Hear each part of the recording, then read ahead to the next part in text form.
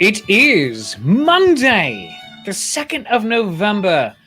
There's 3 inches of snow on the ground because 2020. And welcome to Shakespeare's Coffee Break, the show where we talk about all that is best in life over a cup of coffee. In fact, let's start off with a nice noisy slurp right now. Now, just good internet audio. I don't care who you are. We are doing one of our final live shows, but it's going to be great because pre-recorded episodes are going to be coming to you, well, tomorrow.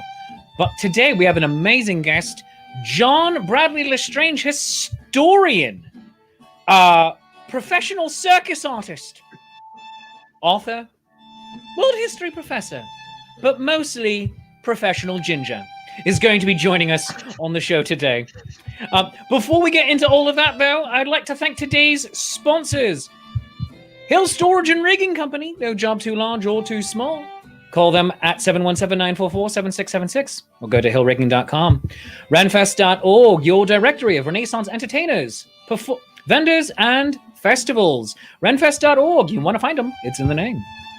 Dandy Folk. Bits and bobbles for the sharp and snazzy. Shop at their Etsy store and use my code Death by Fluffy Kittens in order to get $5 off your order of $50 or more. Henderson's Hearth, Celtic classic cooking for today's modern age. And Ren Pops, get your favorite Renaissance festival performers in an adorable pop size. But it is a great show. Thank you to all of our sponsors for taking care of us, and support the show by supporting our sponsors. But now let us bring in he who must not be named. No. Voldemort's not here today. No. Why would he be? I don't think he does interviews. And also, he should have theoretically died 21 years ago. No. Yeah, 21 years ago. Yeah, no. We're bringing in my actual friend and soon to be yours, Ginger Johnny Farr! Oh my God, we have hello, John Bradley-Lestrange. Do you prefer Lestrange or Lestrange? Lestrange. It's actually an Italian name. Ooh, look at you! And as Deborah Gersbach also says, ooh, right there on the screen. All right. Yeah. So, I have to ask, and you being a vocal and active proponent of human rights of all stripes and sorts, but also in the past, like myself, also a rather vocal advocate for the wizarding world. Do you still have any love or ties to that wizarding world, or have you said goodbye? Or are you able to make some sort of derivation of, here is my love for the work and my distaste for the author and all that? I have to ask. No, of course you do. Of course you do. So there are a lot of problematic creators all throughout history, people who have made things that are very, very good, but who personally weren't that great themselves. Like Van Gogh cut half of his ear off and gave it to a woman that he was stalking, but Starry Night is still one of the most critically acclaimed paintings of all time. So we've gotten very good at separating the creator from the creation. Now, there are problematic aspects of the Harry Potter universe that are completely divorced from their author. The Gringotts goblins are a very unfortunate caricature of Jewish people. Which weirdly, as a Jew, I didn't read that the first time I read through the books. I was just like, goblins, neat. Yeah, I didn't notice it until someone pointed it out, and then I'm like, oh, you know what? That is kind of so it required someone to point it out to me, and I grew up with those stereotypes being like around, and I'm just like, didn't see it. Right, and I think that really just speaks more to how utterly pervasive those stereotypes are and how much they're used in media that we don't even recognize them as something that's necessarily harmful anymore until someone points it out and we're like, oh yeah, that is bad. But yeah, I still have a pretty significant amount of love for the Harry Potter universe. It was one of the first book series that I ever really got into. It was one of the things that got me my love of reading. It taught me a lot of very valuable life lessons. Also, just like it's a book about wizards. It's a book about kid wizards, and like I was growing up as Harry was growing up, so it was very cool to get to basically go on that journey with him. So yes, I do still have a lot of love for the franchise. I still do identify as a Hufflepuff. Of course you do. Of course you do. Of course I do. But I'm doing my best to not buy any official Harry Potter merchandise because I don't really need to be giving any of my hard-earned money to someone whose political views I find frankly abhorrent. All right. Very good. Yeah. All right. So in that case, that's a long way of getting to this question. How does it feel to have a surname that is shared with Bellatrix? I've been meaning to ask you this for like 5 years.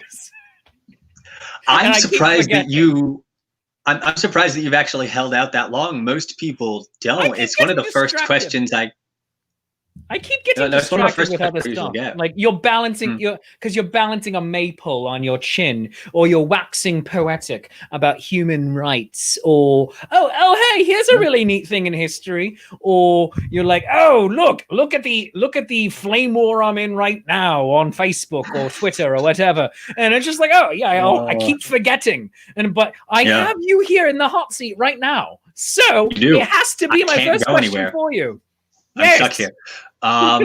Yeah, no, I mean, I got that question a lot growing up. Like, oh, are you related to Bellatrix Lestrange? Just yes. Yes, I am.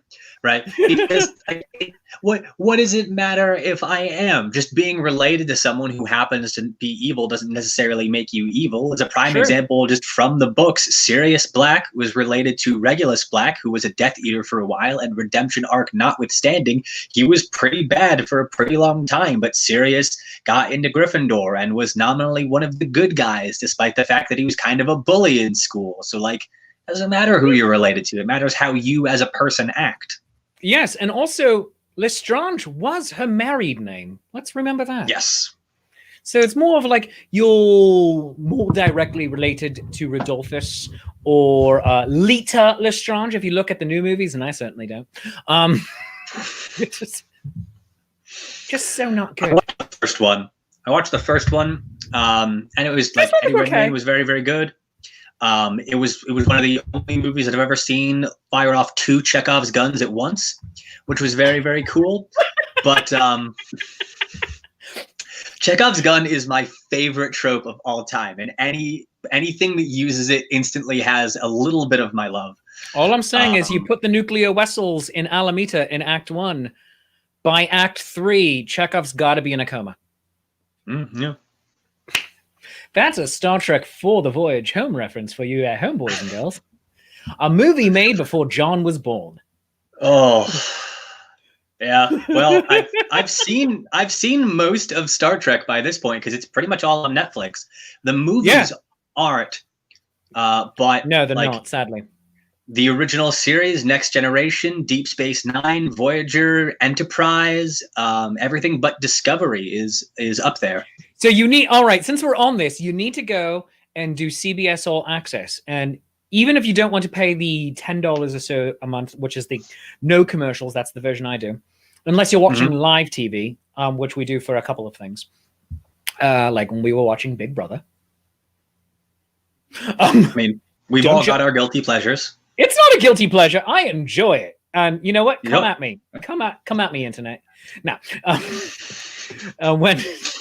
And you're like, oh, this is going to be a good academic conversation. I'm an historian. He's Shakespeare. It's like, no, this is going to be stupid. Most of my work in academia is based in cartoons. I don't know what you expected from this conversation, but it was always going to be slapstick. I appreciate this, and I'm continuing. I'm digging this hole deeper, and eventually we are going to get to Albuquerque. Now, CBS All Access, do either the cheaper version, which has commercials, or just like, the free week and watch as much as you can. Star Trek Lower Decks, the animated one, 10 episodes of gloriousness. I give it 90% high rating because one of the episodes is kind of weak. But but it is the strongest first season of any Star Trek show. Period. Bar none. It's amazing. All right. Discovery, so much fun. Season 1 I enjoyed it. I don't enjoy it as much as I do season 2. And now we're in season 3. And then Star Trek Picard happened. Oh, no. Star Trek Picard is the thing that happened. That's all we can say about it? I am not saying don't watch it. I frankly enjoyed it. But I will not call it good. There are a few actors on this planet that I will watch whatever they're in, regardless of the quality of it. And Sir Patrick Stewart is up there on that list. I will watch whatever he is in. You want to see him do 30 minutes of drunk French pirate? Yeah, this is the show for you. Star Trek Picard. There is one episode where he does basically 30 minutes of drunk French pirate. That's fantastic. It's kind of glorious. And you're like, Picard, you know what? Was my he's Space Dad. Yeah. I said Picard as if that were the person, not the character. Sir Patrick Stewart did my very favorite Othello of all time. With Robert Guillaume as Iago. Yeah, yep. The inverse Othello was phenomenal. It was amazing. It was amazing. And I know that there's something a tiny bit problematic about taking one of the most iconic black characters in all of literary canon and now making him an old white guy. But I think we can skirt a little bit past that by making the rest of the cast now people of color. And I still very thoroughly enjoyed that because Patrick Stewart is a phenomenal actor and he was a wonderful Othello. And in a lot of ways, it helped, especially to in a world where the Western world is still, if not predominantly, largely white. It drives the point home a little bit better. Of like, oh yeah, hey, racism, yeah, bad, ooh, bigotry, bad, and that was great. I was fortunate enough as a child to see it on when it did its brief Broadway run. Wow. I was a huge Star Trek fan, and I would have never guessed. No. I really try to keep it under the vest. Yeah, you've never mentioned in all of the years that I've known you. I don't think I've ever even heard you say the words Star or Trek in any sentence. Not connected. Never. No. I am really, really. I try to be really subtle about it. I like that you had the thumb in version for a moment. That was nice. I'm never sure which one is correct. They both, yes. Some people do it out. Some people do it in. They're both correct. Yeah. And it's fantastic. I don't know what Susan Hill is booing at right there, unless it's just a post Halloween thing, or she's saying, "Oh yeah, bigotry, boo." I don't know. It's entirely out of context, Susan, but I love you. What were we talking about? I have no idea. But did we have a point yet? Did I have a point? What is life? Don't think we. I think we were just shooting the stuff. Breeze. All right. Yeah. Well, anyway, you are an historian, and you specialize in genocides. And yes, it's a fun way to say it. Yes, I specialize in the most depressing field of study that exists because, well, people suck. That is a kind way of putting it. All right. Well, we could put it the way Eddie Izzard says it. However, my show is I try to keep it around a PG rating, so I'm not gonna say it, but I'll write it into the comments later. That people. Oh, Susan was booing your comment on Picard. Oh no, I saw. Yeah, it just wasn't germane to our current little thing there, but now we're making it germane. And there we go. Now, not only are we making it Jermaine, we're making it Jermaine Jackson, the most underrated of all the Jackson siblings. Now, and John's just like, sure, let's go with this. Why not? My knowledge of the Jacksons is very small. Oh, goodness gracious. There were more than 5. Just so you know, there were more than 5.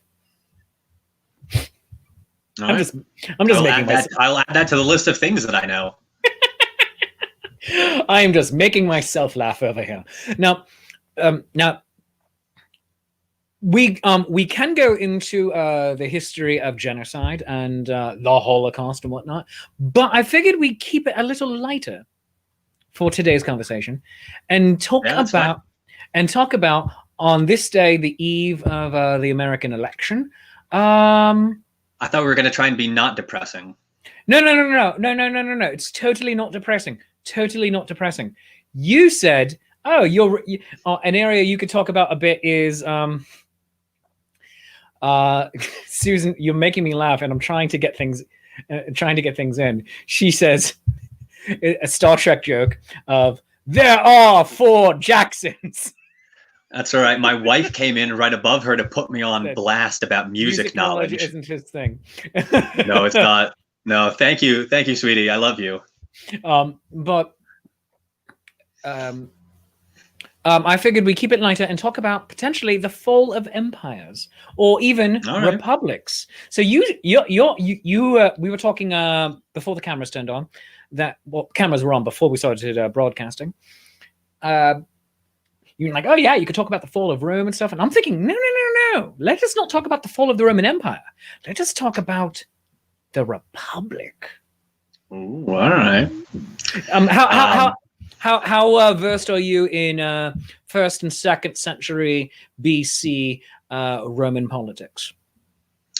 I actually had to teach a lesson to my students about the rise and fall of Rome. So I have a bit of a passing. I have more of an understanding of it now than I did prior, because there's just so much in Roman history. So I can talk about it in very broad terms, but the specifics. Oh yes, let's do. This isn't Mike Duncan's The History of Rome. No, we don't have time. Oh no, Michael Duncan, wonderful historian. Yeah. Also, to really understand the fall of the Roman Republic, you have to go back pretty far. We have to go back to Carthage, and then the Servile Wars, and how more and more power kept getting put in the hands of the generals as Rome just kept dealing with these continuing revolts, and how they kept that power eventually. Oh, yeah. And you have a situation where all right, we're gonna go through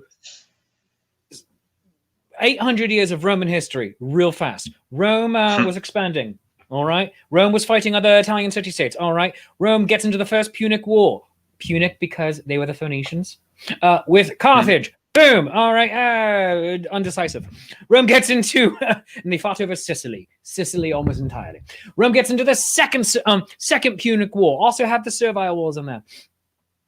They get into the Second Punic War, and Hannibal comes over with his war elephants, and it goes on for decades. And Hannibal could have crushed Rome, but weirdly, that wasn't his object. And Rome eventually beats them, and it's not entirely settled. And then a generation later, you know what? Let's burn Carthage to the freaking ground. Third Punic War, boom, done, donezo. They salt the earth. That's where we get the term. And they do all that. And then everything goes to hell. Yeah. Oh, God, it gets... Listen. So I love the 50 or so years between the Second and Third Punic Wars. And here's why. Because Rome pretty decisively wins the Second Punic War. The Roman general Fabian uses the Fabian strategy, right? Hit and run to overwhelm... Was that Fabian the Delayer? He was called at the time. Yes, because he used beautiful guerrilla hit and run tactics to overwhelm Hannibal's significantly larger numbers, because no one expected Hannibal to cross the Alps with 37 elephants and hit Rome from where he did. So they didn't have any troops there. So they had to just use delaying tactics until they could get more of their troops in the area. But eventually, Rome pretty decisively wins the Second Punic War, and then Carthage has to pay a ransom of, I don't remember the exact amount of talents each year. And a talent is a weight of silver, somewhere between 30 and 50 kilograms. And they had to pay some ridiculously large, like between 500 and 1,000 talents of silver per year for 50 years. And then when that period ran out, that's when you start getting speeches in the Roman Senate talking about like, hey, what are we going to do about Carthage now? And that's where you get that famous Carthago delenda est, right? For the safety of Rome, Carthage must be destroyed, right? And there's their senators were ending every single speech with that thing. Until eventually, like. Oh no, I was going to say there's a fantastic, famous one where Cato the Elder, not the famous Cato, the slightly less famous Cato, but Cato the Elder is delivering a speech on aqueducts. I'm like, oh, we need to build more aqueducts. Oh yeah, we need to, like run an aqueduct from this lake down, and by the way, and it translates into basically, oh, and by the way, we need to burn Carthage. It's just like, wait, what? Yep. Yep. So we agreed infrastructure is good. Yes, of course. Yes. Oh, and let's burn Carthage. And listen, they did burn Carthage. And not only did they burn Carthage, they burned Carthage for 17 straight days. They killed every single person in the city, and they took the 50 or so thousand remaining ethnic Carthaginians and enslaved all of them. Oh yeah, and Scipio Africanus Aemilianus. It's like, oh my goodness, do not mess with that guy. No, God, no. Scipio is one of the most famous of all Roman generals. It's because of Carthage, one of Rome's premier victories. And then the delights, like, so with no enemies really left to worth their time left to crush. I mean, and they would crush lots of further enemies. They would drive their enemies before them to crush them, see them driven before you, and hear the lamentation of their women, to quote Conan. They were like, you know what? I guess we're the bullies now. We're the bullies. Yeah. Bullies. Yeah, and Rome starts turning in on itself. It always had a class issue, but now it was at the forefront of everything. Yeah. And so we get into crazy politics and rising stakes and breaking of Mos Maiorum and the way of the elders. And we get into the breakdown of the Republic. The Gracchi are gaining a little bit of power and being very for the people, or at least that was the image that they wish to present to everybody. But historian, sir, take it away. So like the Carthaginian Wars, the Punic Wars were over. We'd had our servile wars, or we're going to be having them soon. Some of them anyway. There were 3 of those. Our good friend Spartacus is going to pop up at some point, and then eventually inspire a very, very wonderful movie. But like the generals get increasingly more and more power as we have to put down these slave revolts. And as the war is so close to home, people are terrified, as they are anytime war is inside your own borders. So more and more power gets given to the generals. And then when the war is over, they don't give it back. And they say, you know what? What if no more republic? What if Julius Caesar?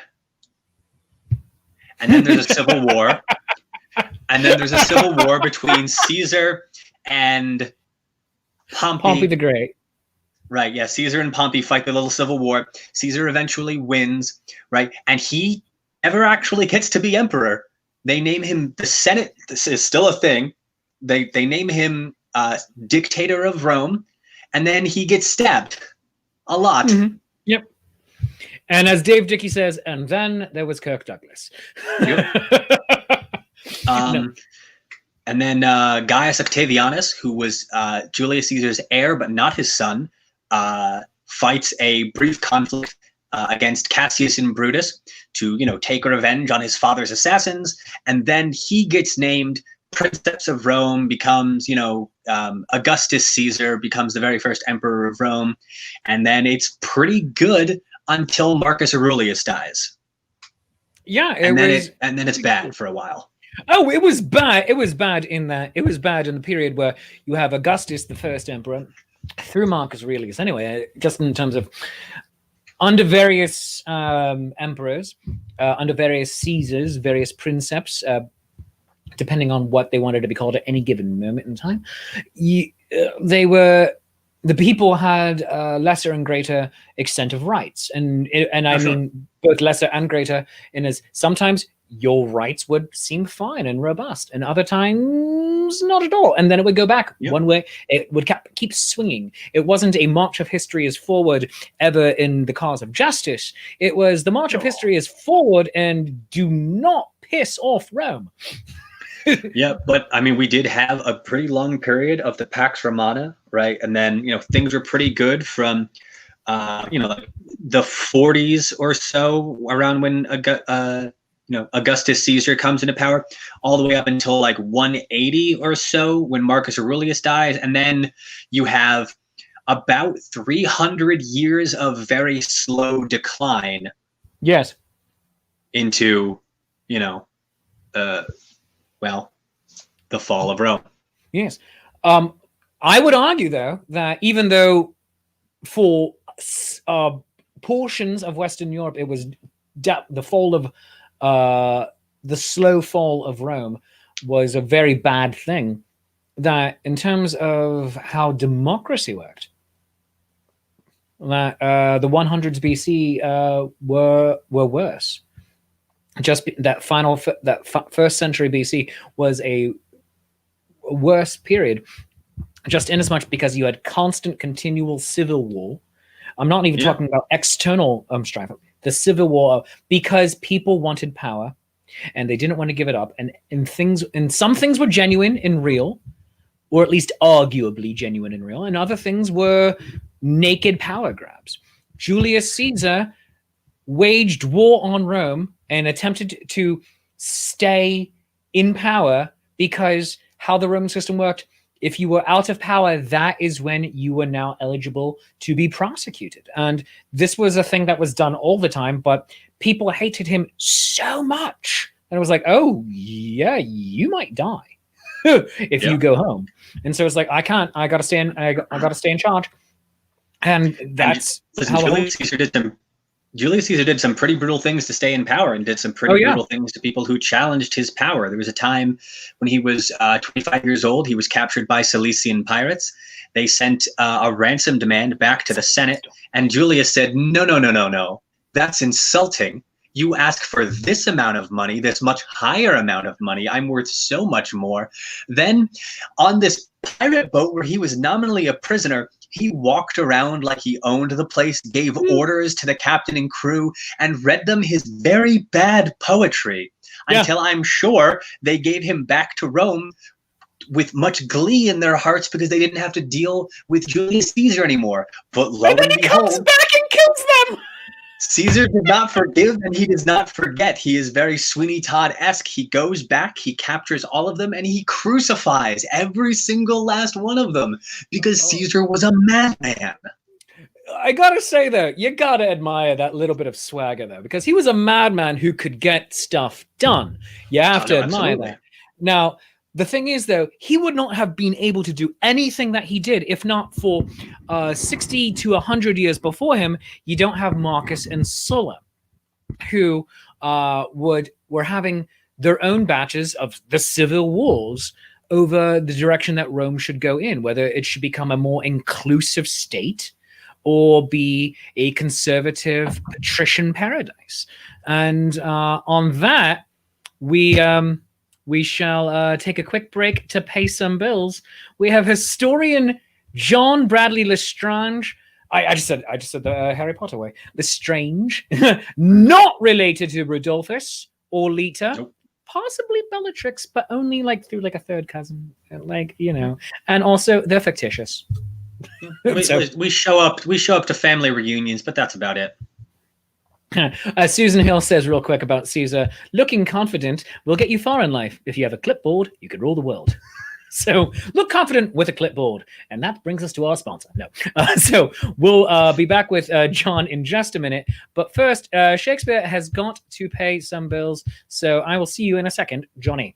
Now, speaking of paying the bills, today's show is brought to you by the good people at Hill Storage and Rigging Company. Hill Storage and Rigging Company, no job too large or too small. Enjoy the peace of mind that comes from knowing your equipment is in skilled and experienced hands with services from the machine movers and erectors in Middletown, PA. Established in 1967, Hill Storage and Rigging Company is a family-owned and operated full-service millwright serving industries in the Mid-Atlantic states and beyond. They are a woman-owned small business with hours of operation Monday to Friday, 7 a.m. to 5 p.m. Eastern Time, weekends by appointment only. Call them at 717-944-7676 and visit them at hillrigging.com. Today's show is also brought to you by the good people at Dandy Folk.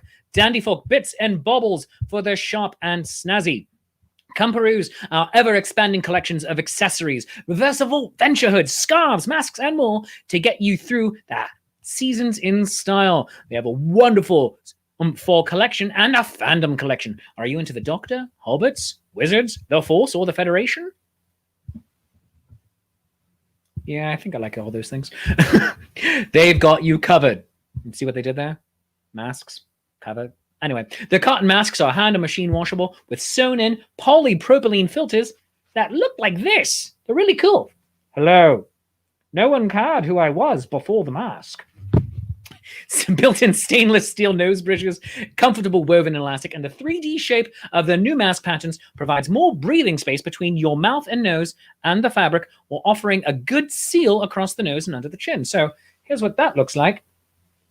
Like this. It's pretty great. And you can even get a silicone mask to go over, to go in between the mask and your mouth. It helps keep the fabric away out of your nose and mouth. And also, if you're wearing any lipstick or anything, keeps it from getting on the mask, keeps you all in one place. And it's really good for people who have to speak or sing for a living into a microphone while wearing a mask. So check them out right now. At etsy.com/shop/dandyfolk. Also find them on Instagram at dandyfolk. And use my special code, Death by Fluffy Kittens, to save $5 off of a $50 order. So, Dandyfolk, thank you so much for supporting the show. And renfest.org, your online directory of Renaissance entertainers, vendors, and festivals. Their goal is to drive more traffic to those sites, the online stores and social media of Renaissance Festival artisans and entertainers and festivals, to promote the idea of a hashtag Renfest at home and to encourage patronage while fairs are closed, and supporting other initiatives like the Digital Ren Fair and the Rescue Foundation that benefit this community. To learn more, go to renfest.org. Follow them on Instagram and Facebook. Henderson's Hearth. Henderson's Hearth is, we are very proud to have them as our sponsor. It began in 2012 when Amy came up with the idea to bring back traditional Celtic recipes that have begun to be lost in today's quick meal culture, inspired by Celtic heritage, but made for your busy family and lifestyle, and to bring a little old-fashioned comfort food back into our lives. They opened their first shop at the Louisiana Renaissance Festival in 2013, and from there the business was born. They have traveled the region sharing their passion for these recipes with others that embrace their heritage or want to recapture an experience on a vacation. They strive to provide healthy, easy, and delicious products steeped in Scottish heritage. Their ingredients are either grown by them or acquired locally to ensure quality. Each product is made in small batches so they can ensure that your mix will exceed your expectations. Shop at hendersonshearth.com, follow them on Instagram at hendersonshearth, and visit them starting this weekend at the Louisiana Renaissance Festival this weekend and the next 6 total. Tell them that Shakespeare sent you and get a bunch of good mixes, such as Irish brown bread mix. This is very exciting to me. For the holidays, mulled spice cider. Ooh. And also, what's this one? Oh, the Henderson soup mix. All of the mixes are vegetarian and vegan, so they're safe for everybody. And finally, not finally, I have 2 more ads. I'm so sorry. The Daily Brew. Have you ever started a personal journal only to give up because you didn't know what to write about? Have you ever wanted to keep a journal but didn't know how to start? Well, the Daily Brew Journal might be just the thing for you. The authors have painstakingly created a 365-day template for writing about your thoughts and feelings, as well as a nice mix of hands-on exercises to keep it interesting and to help you avoid journal fatigue. So find a comfy chair, grab your favorite hot beverage, a good pen, and start journaling. The Daily Brew Journal the Daily Brew Journal has been written by licensed mental health counselors and Studies have found that regular journaling leads to increased emotional intelligence, creativity, and confidence, gains in both short and long-term memories. It helps with impulse control and problem solving, and so many more benefits. You can purchase it online on Amazon, through Target, Barnes & Noble, and books. And every purchase of the Daily Brew Journal allows them to give away more copies of the journal to students in need. This is non-profit. The authors don't take any money from this except to put it back into getting more journals to needy college students. So go check out the Daily Brew Journal. Tell them Shakespeare sent you. And finally, Ren Pops. There we go. Ren Pops. Miniature figures of your favorite Renaissance entertainers. Like right here. Ren Pop Shakespeare. It's basically a paper Funko Pop. And you're like, wow, I need this in my life. Yes, you do. Yes, you can get several of your favorite entertainers, including the Washerwell Wenches, the Acrobatrix, Circus Sewer, and they come with cats and rats. You can get Lynx, Kim the Sword Swallower, Brune. You can get Erin Bonk, Music the Gathering, Paolo Garbanzo, and me. Aren't I cute? Oh, hello, I'm Shakespeare. I love you. Yeah. So much fun. Go to renpops.com. Get yourself a little Shakespeare. And then mix and match and put heads on each other. It's going to be fantastic. So now, thank you to all of our sponsors. Please support the show by supporting the sponsors. And let's come back into my conversation with historian and circus performer, John. Excuse me so much. Oh, goodness gracious. See, if this were a recorded show, I could have cut that part out. Coming back into my conversation with historian and circus performer, John Bradley-Lestrange. Hello. People keep wondering, circus performer. And it's like, should we explain it or just leave that hanging there? Let's leave them in suspense for a little bit longer. All right, cool. I love it. So we were talking about the Roman Republic and everything that was going to hell, and to compare. And there is a bit of a pushback, though, because it doesn't always get a large pushback, but we are seeing that in today's marketplace of ideas. And I thought for just a little bit we could discuss that. Yeah. So, I mean, the things that ultimately led to the fall of the Roman Empire were they had an over-reliance on slave labor. There was a gross amount of military overspending, a huge amount of corruption in the government. At one point, the Praetorian Guard sold the emperorship of Rome to some dude. And they just kept assassinating people, just on whims. They're just yeah, we don't like this guy anymore. Let's just kill him. And they just did that for 70 years. They just kept killing. Well, we don't have that here. But the military overspending, the corruption, overtures of imperialism, the reliance on cheap labor, these are all things that we share with the Roman Empire. And the wonderful thing about today that they didn't have back then is we have we have the internet. We have a rapid exchange and marketplace of ideas. The news comes out minutes after an event actually takes place, and we know about it like that. And I think that's going to be to our benefit if we use it properly. Indeed. And that goes back into a few years ago when we were having the Arab Spring, and we were looking at platforms such as Twitter as purely a source potentially for good, but we are seeing that it is not for good. It is also not for ill. It is, like nearly all technology, neutral. Yeah. If possibly chaotic neutral. I mean, if you're a D&D player. But it can go either way. Chaotic neutral. Yeah, the internet is definitely a chaotic neutral thing. My Twitter experience and my just social media experience, all told, is mostly just fighting trolls, which is not fun. But you keep engaging. You keep engaging. If they come into my house with that nonsense, I'm not just going to sit by and not do anything about it. But there are a disappointingly large amount of them. Yeah. just, I mean, they're there.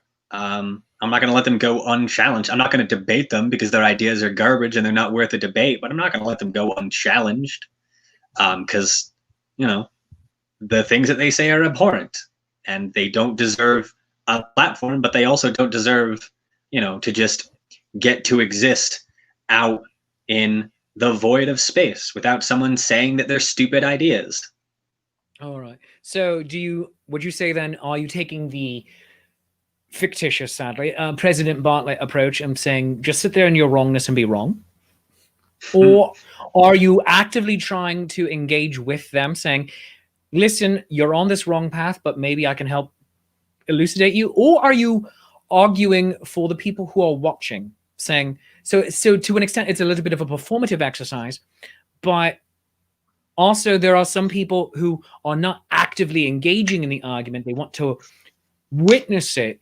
And the argument is then for them saying, you know what, I'm not going to sway you, person whom I'm arguing with, but I might sway some people who are giving your opinion the time of day. So I prefer to take the President Jed Bartlett, just sit there in your wrongness and be wrong approach. And here's why, right? For one, 9 times out of 10, these people that are coming out of the woodwork and they're saying these abhorrent things, they didn't arrive by their conclusions logically. So you can't use logic to get them out of a place that they didn't get into with it.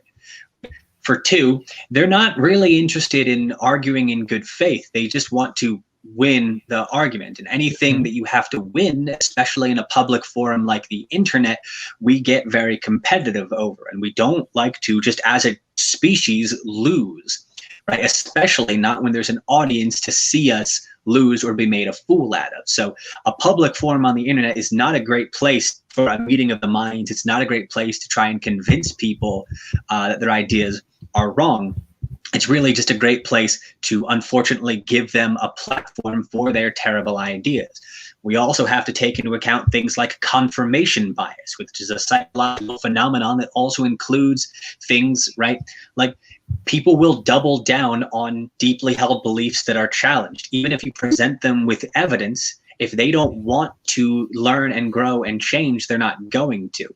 So by engaging with these people in a public forum, all you're doing is giving a platform to their ideas. And when you engage in debate with these abhorrent ideas, you are granting them a certain amount of legitimacy, as if you are saying that these are things that are worth discussing, but they're not worth discussing, right? So I use my platforms to educate people separate from those discussions.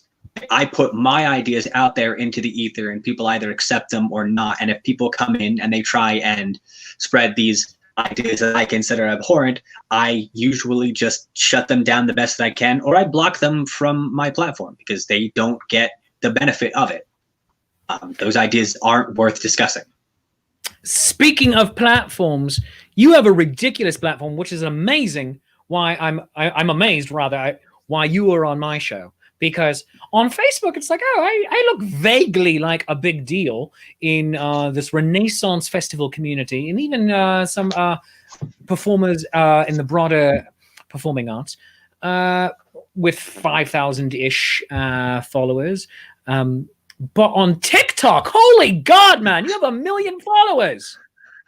Not quite that many yet. I mean, for whatever TikTok is worth, I have actually, I'm just gonna check real quick. Oh yeah, you better. Because I currently have about 76,000 people following me on that particular app, which is a delightful thing because I made that account just like back in the middle of August because I just wanted to share dumb history facts that I liked. Like the first history fact that I shared was like a battle from 603 BCE where juggling ended a battle between the Song and Chu armies in China, and then it has blown up from there, mostly through, you know, if you post political stuff on a social media app, the fascists will find you. And then the more they comment, the more the TikTok algorithm says, hey, people like this content and more of them want to see it. So as much as I don't want them on my platform, they are strangely helping me. whereas Well, I can then just block them. It goes into the concept of there's no bad publicity. Yep. To an extent. And like, if I were to do a TikTok, I think I would only do 15-second videos where it would just me be doing dramatic turns. I mean, you can do that. I mean, there are people that just do stuff like that. Oh no, I know, but I think like I would have to then like I don't know, like hold a cat.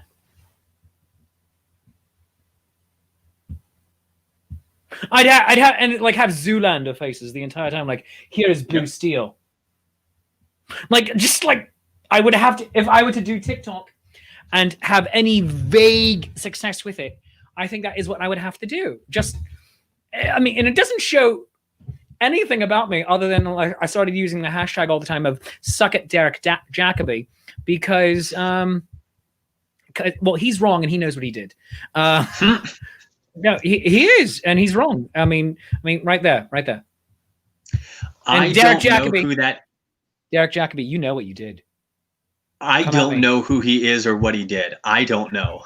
How dare you, sir? Derek Jacoby, sir. Derek Jacoby is one of the greatest Shakespearean actors of our age.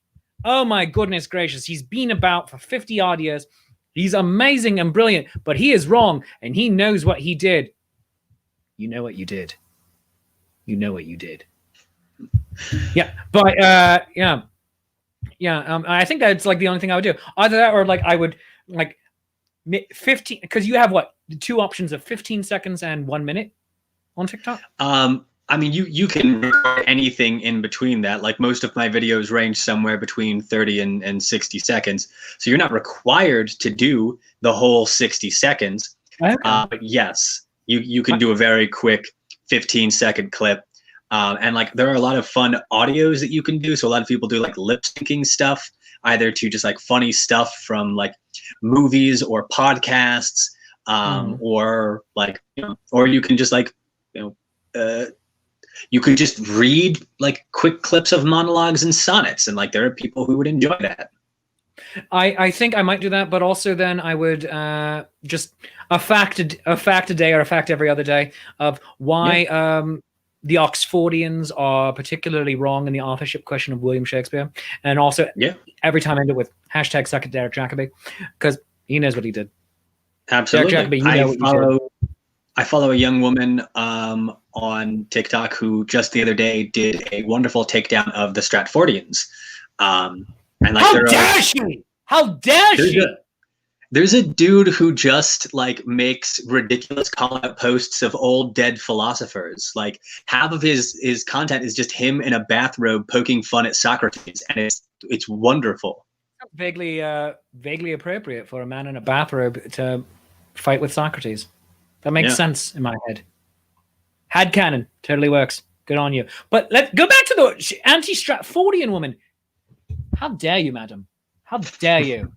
And madam, I don't know who you are. I don't know what this is. I don't know anything about you other than what John just told me.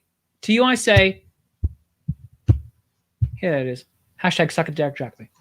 That's right. That's for you, madam. It's for you, madam, on TikTok, who is never going to see this video because it's way too long and you don't have that kind of time because you make TikTok videos.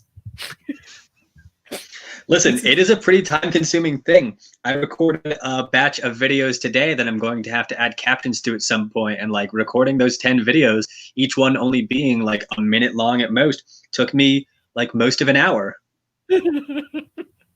And this episode is going nearly an hour. So yeah, it's like she doesn't have that kind of time. Nah. But how dare you, madam? How dare you? William Shakespeare was the author of the Shakespeare canon. Not you. I don't even know what her point is, but you know what? Suck it, Derek Jacoby. I didn't actually watch the whole video either. I just remember seeing it as I was scrolling by and just being like, and I might have misunderstood which side exactly she was on. I just remember seeing the words Stratfordian and just being like, oh, that's a thing that I've seen once before.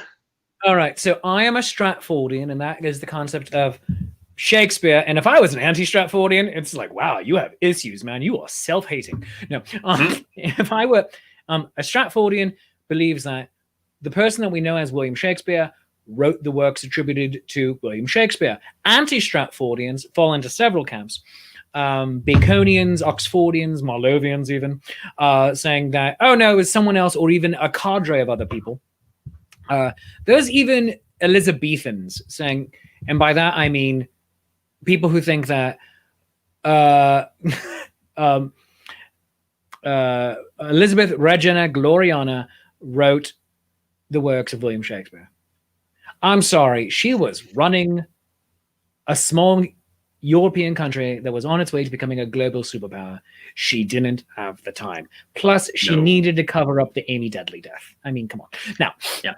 Also, like, I've read some of Kit Marlowe's plays, and they're good, but like, there's no way he's going to be out there writing some of the best plays in literary canon under some other name, and then get like the B-roll stuff for his name, and then get stabbed in a bar fight with his own knife. Like, come on, Marlowe. And also, see, here's the thing. Marlowe wrote good plot.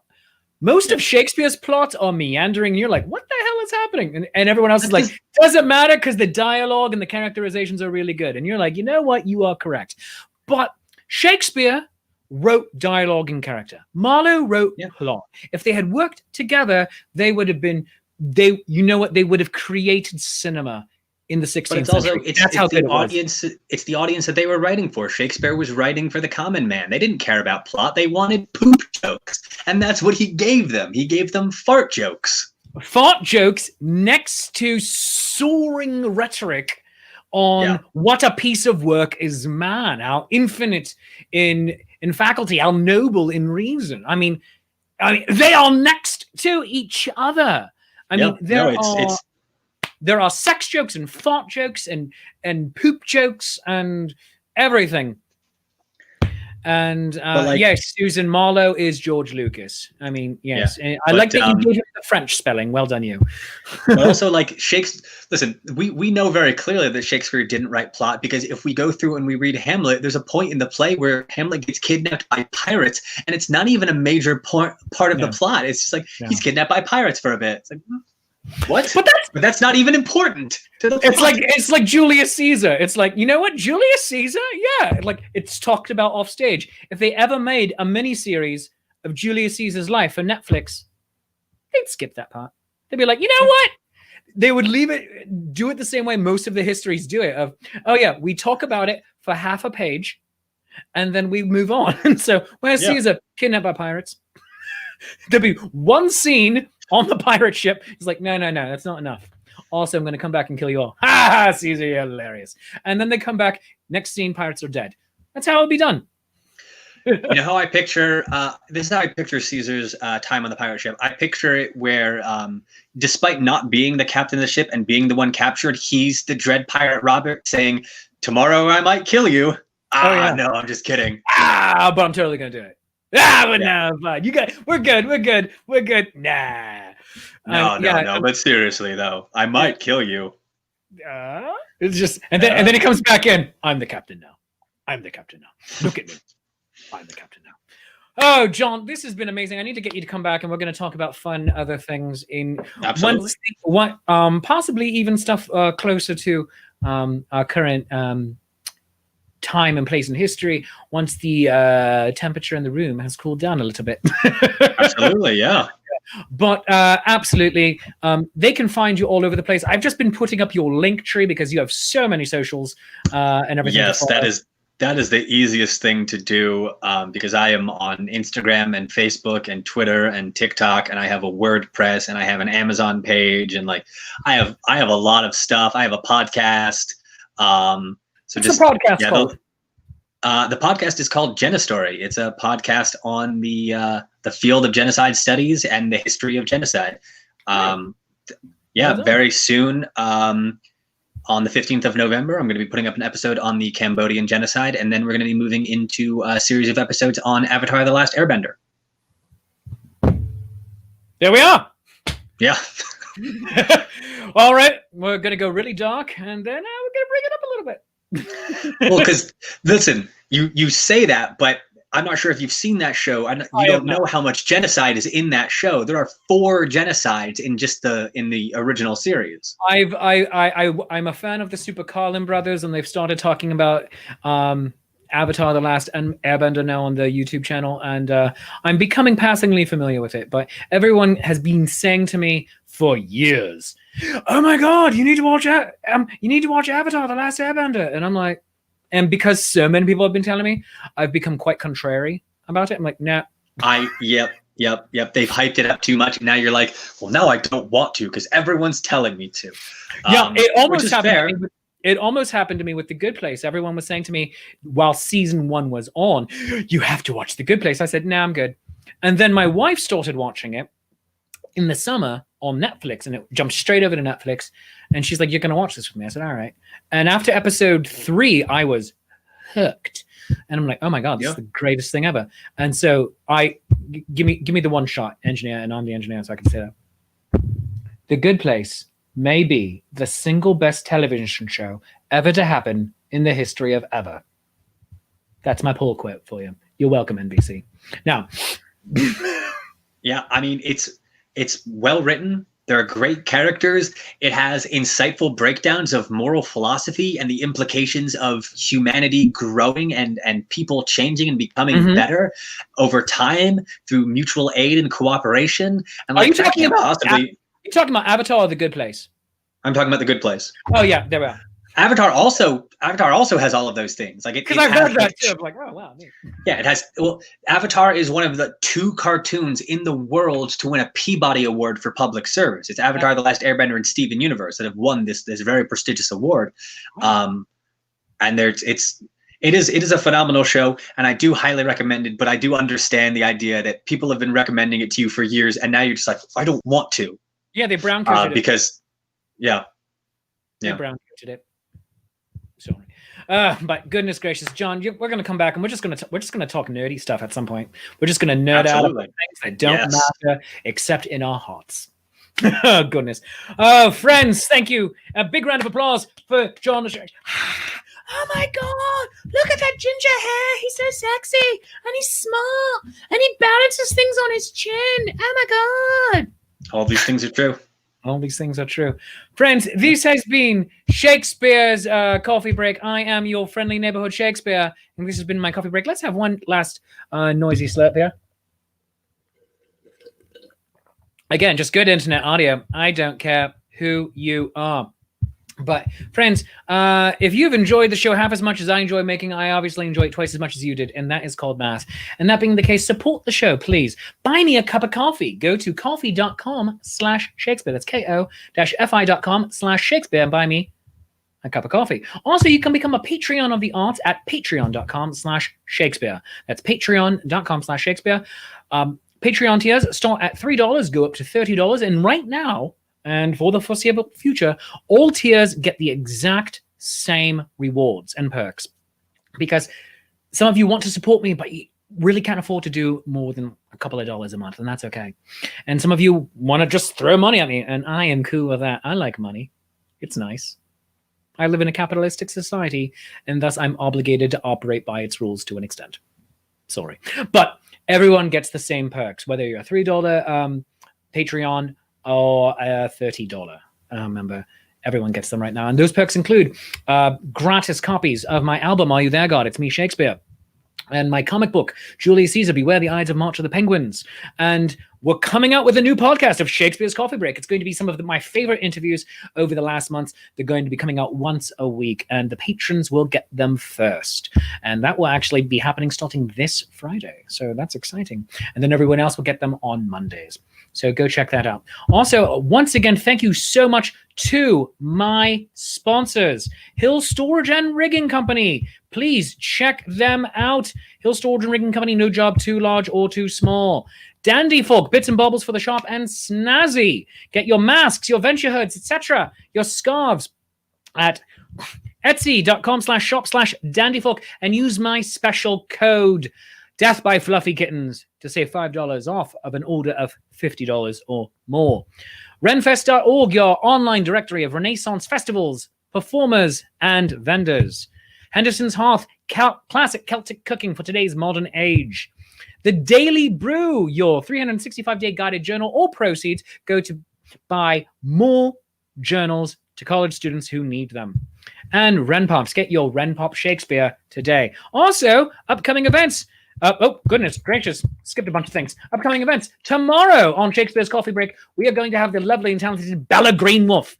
Her interview was supposed to be on last week, but it's going to be on tomorrow. So tune in and watch the show every day at 3:05 p.m., Monday through Thursdays. Tomorrow night, the Election Day special of Nat 21 Adventures. It's a two-part special. First part tomorrow night, and then the second part on Wednesday on our Patreon channel. So go to facebook.com/Nat21Adventures and twitch.tv/PaoloGarbanzo in order to watch the show. It's your live Dungeons & Dragons show with performers from the Renaissance Fair, because when a natural 20 just won't do, you need a Nat 21. Shakespeare Reviews, the show where Andrew McKee, the Irish bard from Life's Affair, and I talk about movies inspired by and adapted from the canon of William Shakespeare. Fridays, the episodes go live on Life's Affair around 9:30 in the morning Eastern Time, and at 3:05 in the afternoon, right here, we have a watch party. It's a lot of fun. This week's show, so go watch it right now. The 1995 edition of Othello, starring Lawrence Fishburne and Kenneth Branagh. That is our episode we are discussing this Friday. So go check it out. And of course, Fridays at 5:35, Shakespeare's Shameless Self-Promotion Happy Hour. So friends, thank you so very much for joining me today. This has been Shakespeare's Coffee Break. If you'd like to become a sponsor, you can email me. Oh, goodness gracious. If you'd like to become a sponsor, you can email me, shakespeare@shakespeareapproves.com, and just go like me on all of the things. Go like the show, Shakespeare's Coffee Break. Go like me, the main page, etc. And also go to my friends, the Zenith Players. Follow them on Facebook, facebook.com/Zenith Players. We share a lot of resources together. And go watch their show that just happened this weekend, Night of the Living Dead. But that's about it. Until tomorrow, my friends, I love you, you love me. There is mutual glorious affection. And for the next several days, keep calm and carry on. We got this. It's you and me. See you tomorrow. Bye-bye.